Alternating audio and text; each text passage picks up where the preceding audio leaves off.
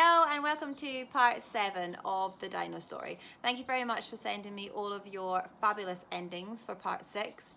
I've managed to put in quite a bit of them and a little bit of mine too. So we've managed to get everybody that gave me something to put into part 7. You've got something in here today.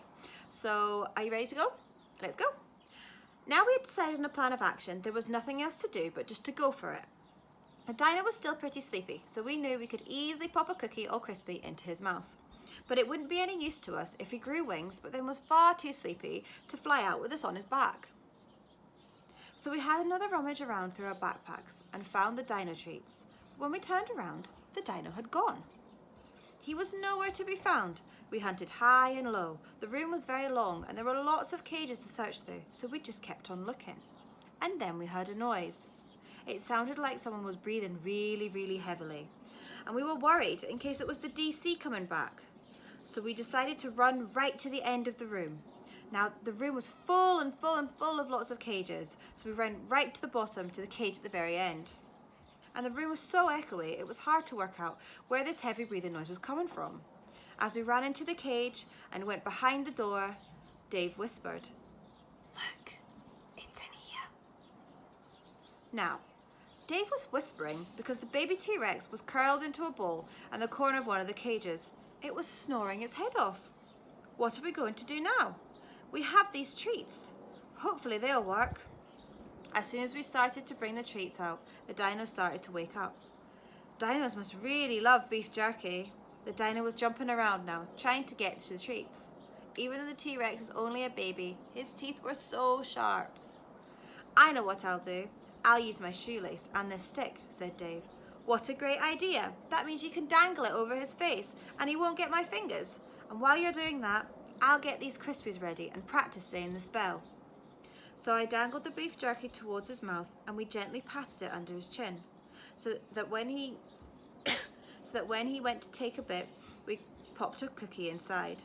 The T-Rex really enjoyed the cookie, so that when we stopped patting him, the T-Rex woke up and swallowed it whole. We jumped on his back and started saying the spell. Suddenly, the wings started to grow out the sides of the Dino. We kept the treats dangling in front of the Dino so that he would fly towards the hole in the sky.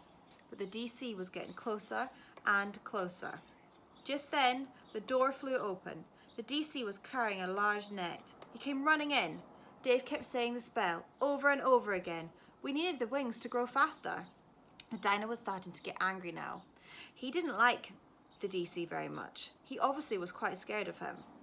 The baby T-Rex started to jump up and down, which meant the DC kept missing him with his net. Then the Dino actually started to fly. He was flying! We couldn't believe it. We were flying higher and higher and higher out of the hole in the roof. We had done it! The rescue mission was complete. We flew higher into the sky and the trees below us looked like tiny little dots. But now to find the way home. And it was at that moment we heard a loud roar. We could just make out down below a giant T-Rex.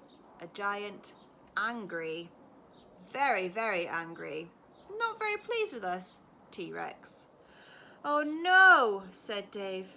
"That must be the mum T-Rex." And just as Dave said that, the baby T-Rex hovered in the air.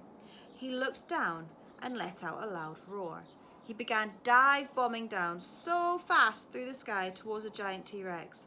Me and Dave looked at each other and held on for dear life. We didn't know what to do. We looked in our backpacks to see if there was anything there to help us escape. Stop us from ending up in the cage with that very angry mummy T-Rex. And I was going to stop there. It is now your turn.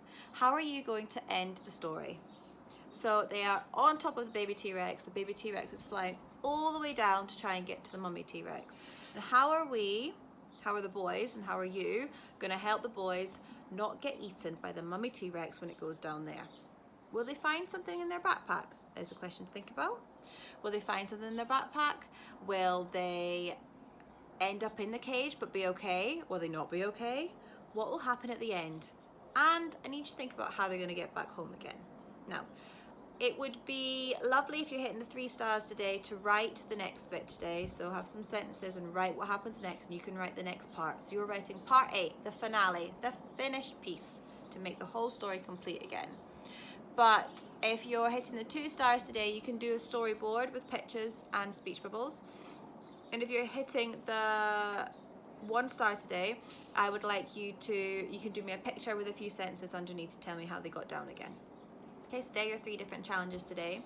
I hope you've enjoyed the Dino story, and I'm really looking forward to figuring out and finding out how we're going to end it completely. So once I get all your ideas in, I'll put something up on Teams for you so you can see how we decide to end the story, and I'll see if I can put all of your bits and bobs together again. So that's us for today. So well done. I hope you enjoyed Disneyland yesterday as well, and I will speak to you very, very soon. Bye.